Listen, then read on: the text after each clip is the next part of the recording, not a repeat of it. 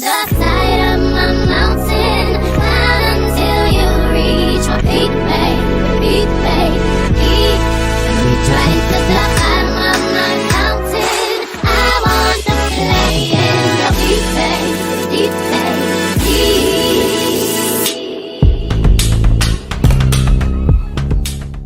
Hey y'all, so today I am cooking some homemade Salisbury steak.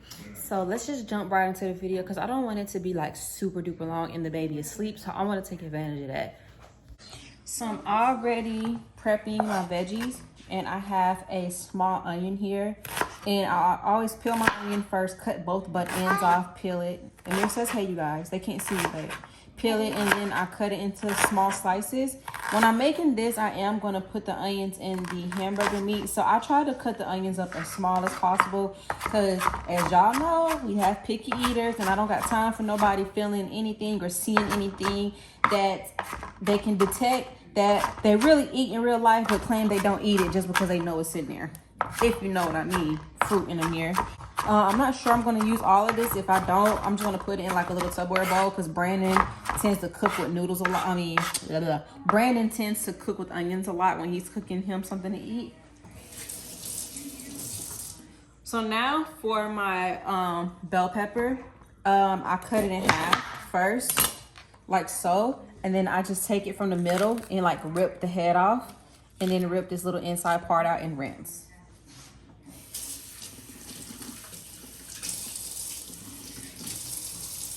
So out of all the bell peppers in the bell pepper family, my favorite one to cook with is the green one. I love the flavor that the green one gives. And I find that it's easier to cut my bell pepper on its back versus flat like this because it's going to kind of dent. So I cut it. Can y'all see from this one? Yep. I cut it like this in slices. If I get all the way to the end.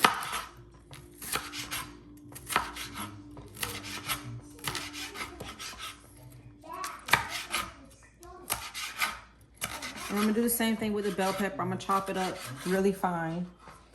I feel like if I chop it up fine too, it gets it more tender, especially since I'm cooking the meat really thin.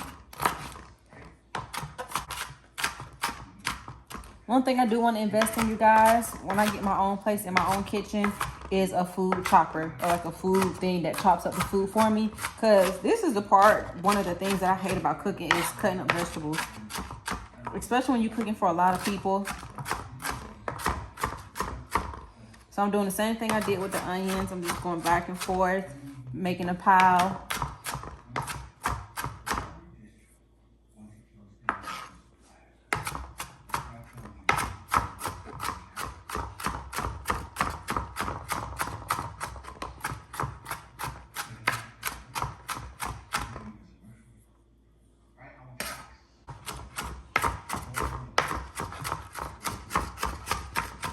So that's good right there.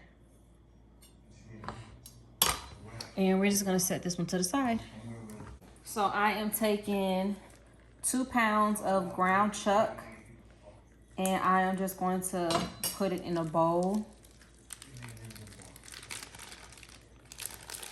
When I first started doing this homemade, because of course I grew up with this, y'all, the Stofers in the box.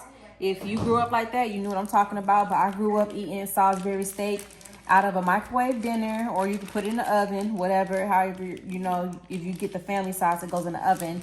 But, and when I started making this on my own, I used to buy the pre-shaped patties. But I find that this is better because you can add your flavor versus when you buy the pre-shaped patties and just try to go ahead and cook. There's not a lot of flavor that you can add into that and keep this patty shape. So I might as well add flavor of my own and make my own patties. So for seasoning today, I am trying this out.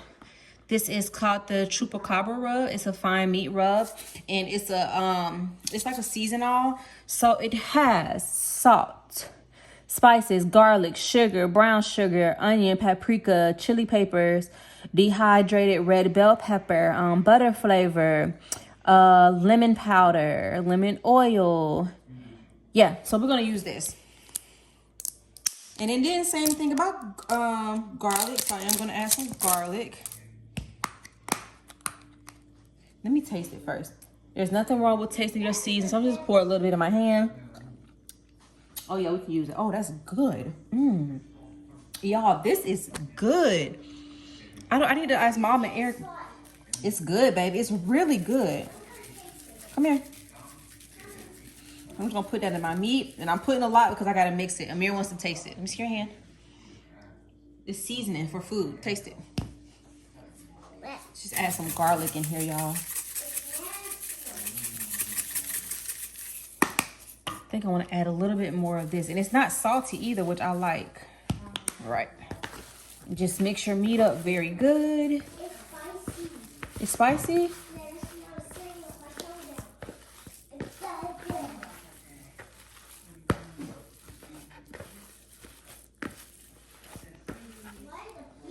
I'm gonna add a little bit more.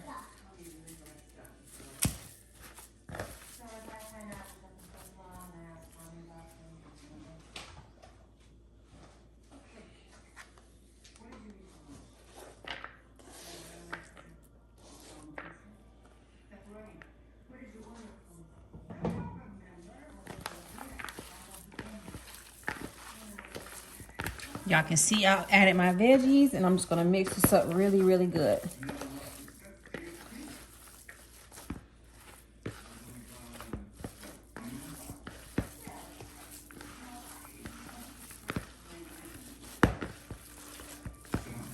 Make sure it's really good and mixed.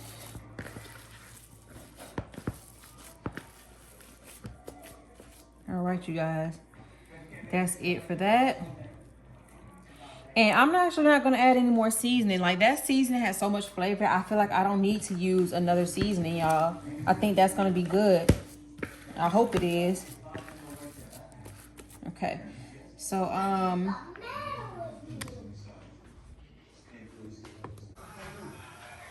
me cook. All right, I need another. Take some ground beef. And I'm making it flat, and I'm making it big because when you put it in the pan, it's going to shrink up anyway. Do not make it too thick. So, you can see how thin it is.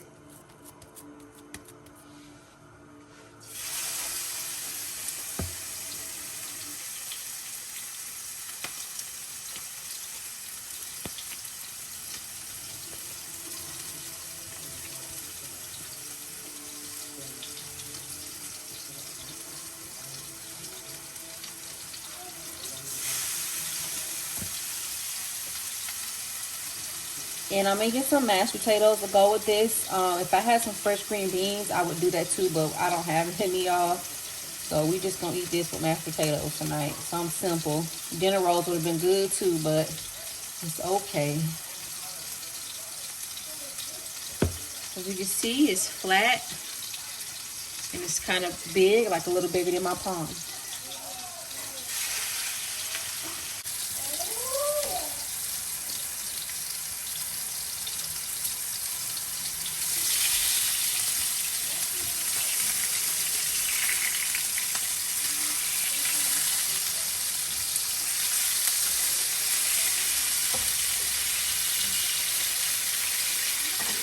And when I'm cooking these, I don't cook them all the way through till it's like fully cooked. I just get it like nice and get some color on the outside of both sides. And I'm gonna put it in a baking dish, and I'm gonna put it in the oven.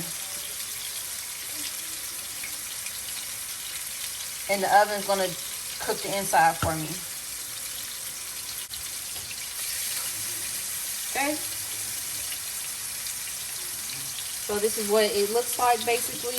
And then once it looks like that on both sides, then I move it into a baking pan. So let me go ahead and grab that.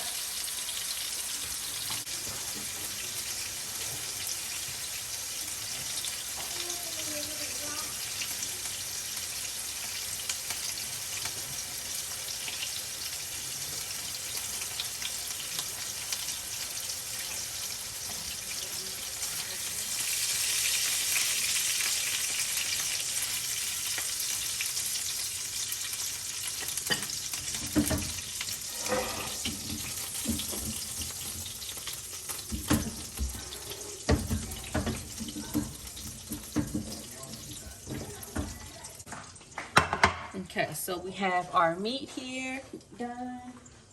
So for the gravy, I use the gravy tons of ways. I use the gravy pack, like the brown gravy pack, or sometimes I use these. Today, this is what we're gonna use.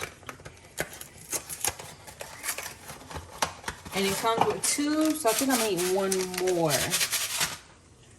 And I'm also gonna use some of this Hidden Valley ranch seasoning. You can use that pack that comes in the pack as well, and use that.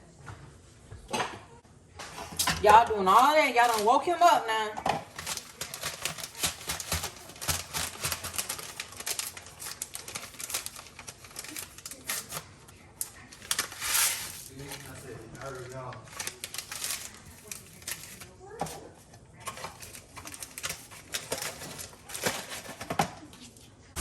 All that playing y'all doing. Ain't even been asleep long.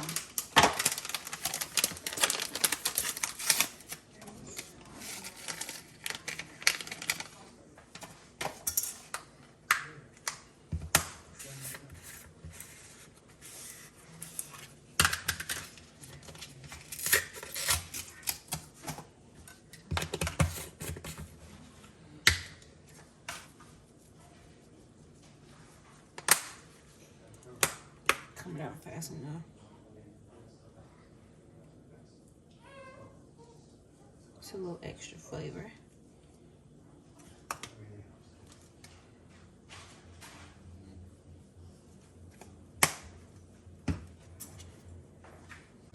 So I do not follow directions for this because I think 1 pack uses like 2 cups of water. 1 envelope. So yeah, 1 envelope pack, you're supposed to put 4 cups of water. And as y'all can see, I use 3 envelope packs and probably gonna put only 2 cups of water in here. And I'm just gonna pour this over. Hey, baby.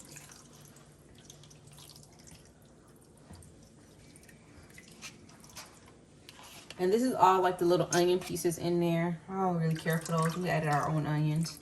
So I'm not gonna add those in there. These are like the little dehydrated onions they add in there. But we put our own onions. Yes, baby. Huh? I see, I hear. So I'm just gonna try to rearrange these so that each one is like in the soup mix. But while it's cooking, I'm gonna flip them also. And this is going to go in the oven. Let me put some foil over it.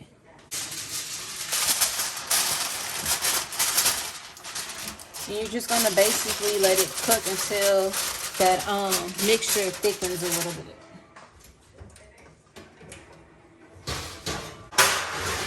And I got the oven set on 375.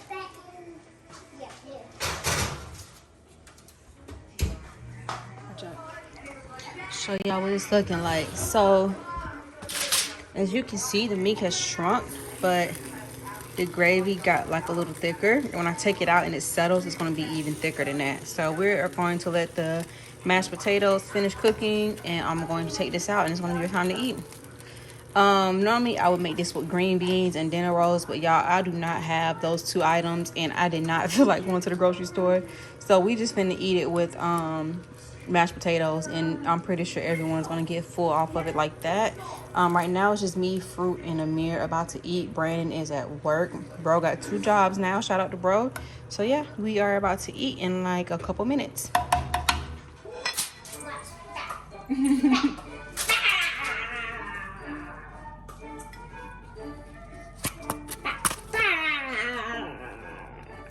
Creamy mashed potatoes.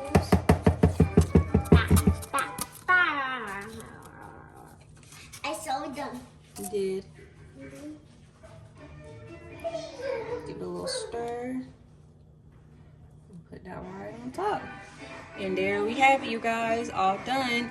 If you guys make this, make sure you make it with some vegetables and a dinner roll. Thanks for tuning in. Bye.